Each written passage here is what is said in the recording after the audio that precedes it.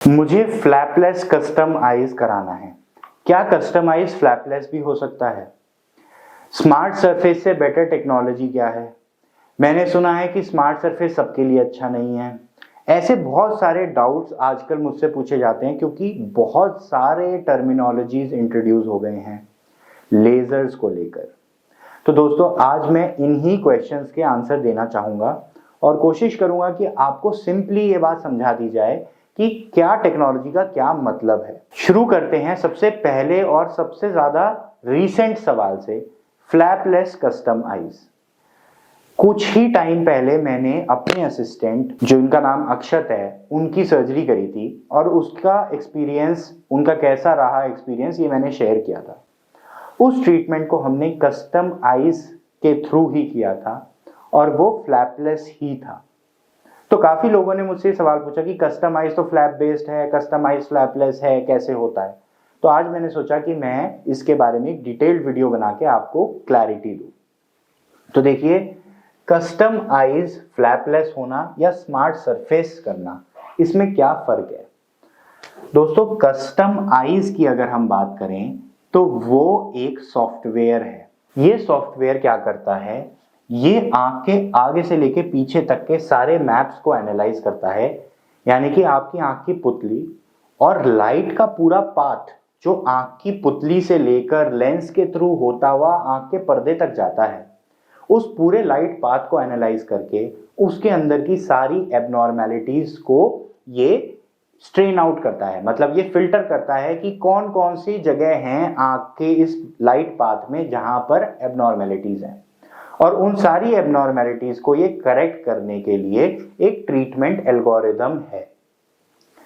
तो custom eyes software जो है, उसको इस्तेमाल करने का मतलब ये हुआ कि आपने रे ट्रेसिंग गाइडेड, टोपो गाइडेड और टोमो गाइडेड सबको कंबाइन करके एक ट्रीटमेंट पैटर्न बनाया है, जो कि आर्टिफिशियल इंटेलिजेंस के एल्गोरिदम के थ्रू किया जाता है।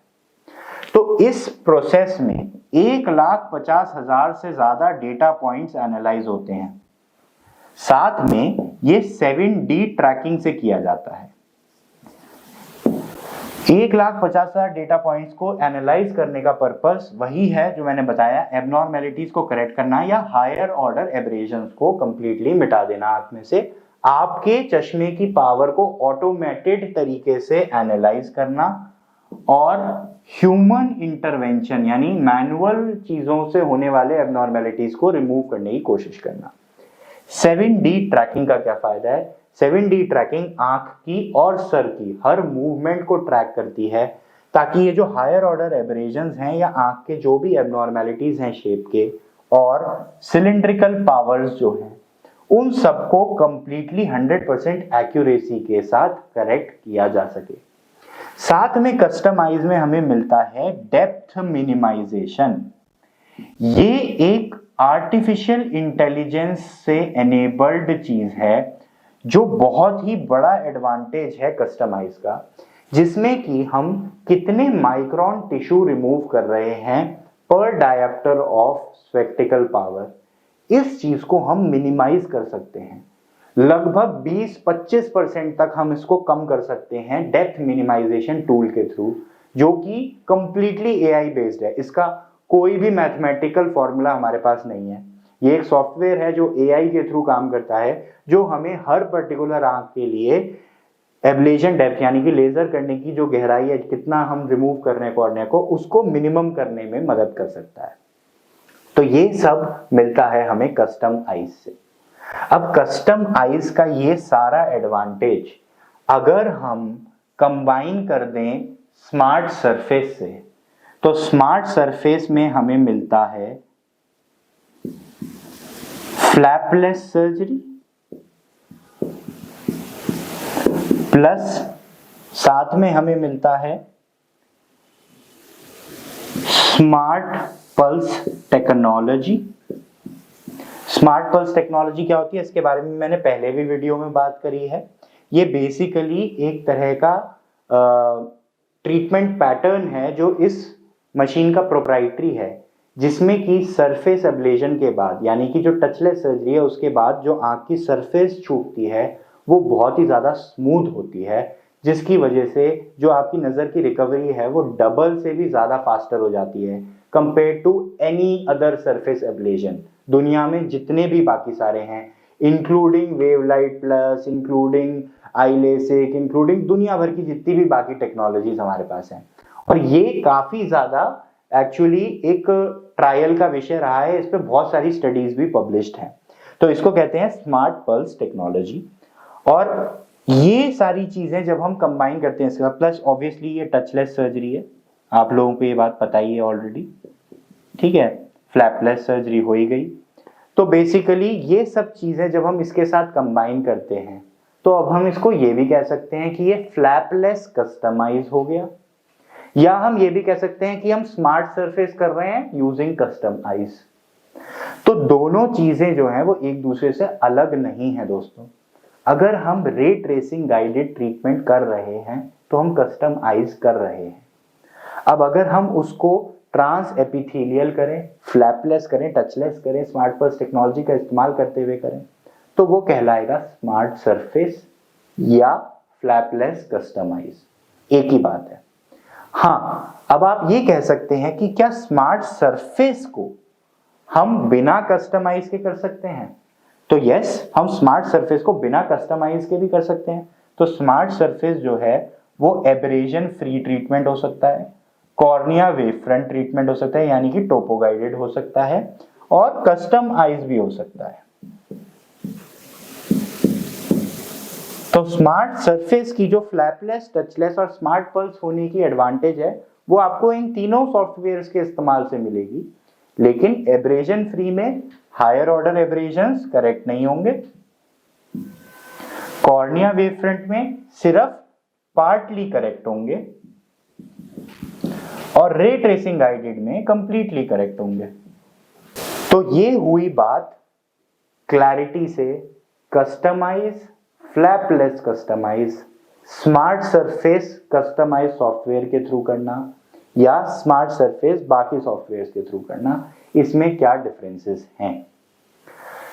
तो आशा करता हूं कि अब इससे आप लोगों को ये बात समझ में आ गई होगी कि कस्टम आइज फ्लैपलेस किया जा सकता है, और कस्टम आइज को फ्लैपलेस करने में बेसिकली हम स्मार्ट सरफेस प्रोसीजर करते हैं प्लान्ड बाय कस्टम आइज।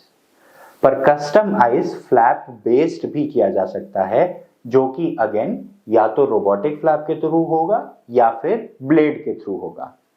तो ये हुई clarity between customise flapless and smart surface.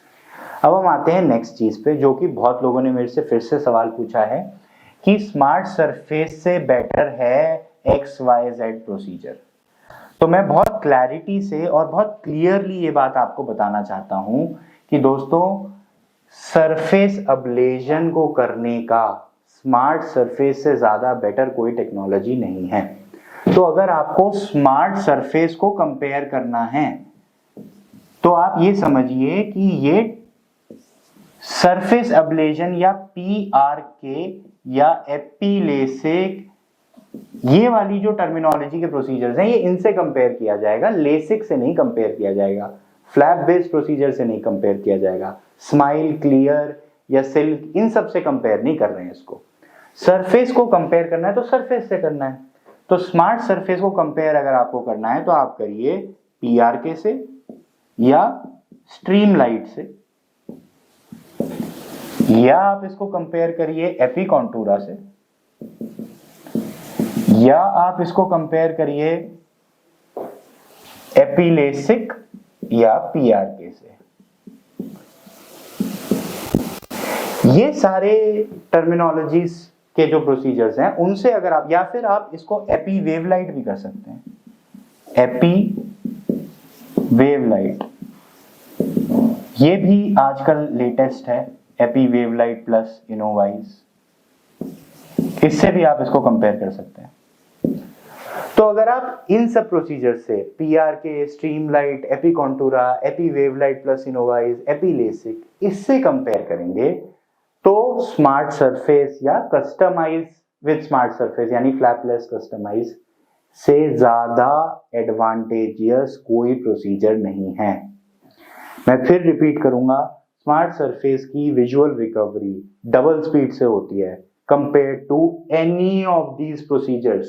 इसीलिए ये वाला क्वेश्चन जो लोग मुझसे पूछते हैं कि स्मार्ट सरफेस बेस्ट नहीं है, कोई और प्रोसीजर बेस्ट है, सरफेस एब्लेशन में स्मार्ट सरफेस से अच्छा कोई प्रोसीजर नहीं है, ये बात एस्टैब्लिश्ड है, सबको पता है।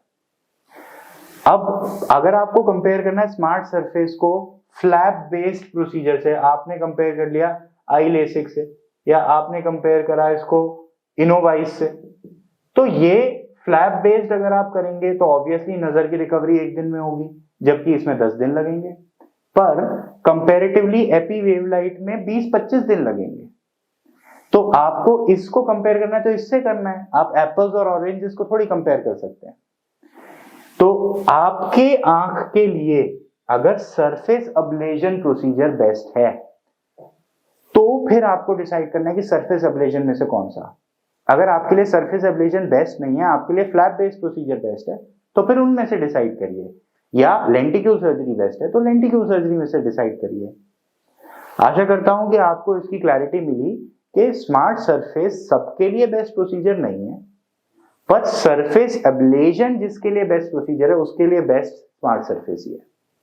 तो आप पहले ये डिसाइड करिए कि आपको सरफेस एब्लेशन की जरूरत है, लेसिक की जरूरत है या लेंटिक्यूल सर्जरी की जरूरत है, और फिर अब आपने ये डिसाइड कर लिया कि कौन से टाइप ऑफ सर्जरी की आपको जरूरत है, तो फिर उसमें से आपको सॉफ्टवेयर या ब्रांड नेम या जो भी चूज करना है वो आप कर सकते हैं। आशा करता हूं कि आपको इस चीज में क्लैरिटी मिली। प्लीज हमारे साथ बने रहिए और हमारे वीडियोस को देखते रहिए, लाइक करते रहिए, कमेंट्स करते रहिए। इससे YouTube खुश होता है, ऐसा मुझे बताया गया है। तो YouTube खुश होगा तो हमारा वीडियो और ज्यादा लोगों तक पहुंचेगा और ज्यादा लोगों को ऑथेंटिक और क्लियर इंफॉर्मेशन मिल पाएगी। Thanks a lot.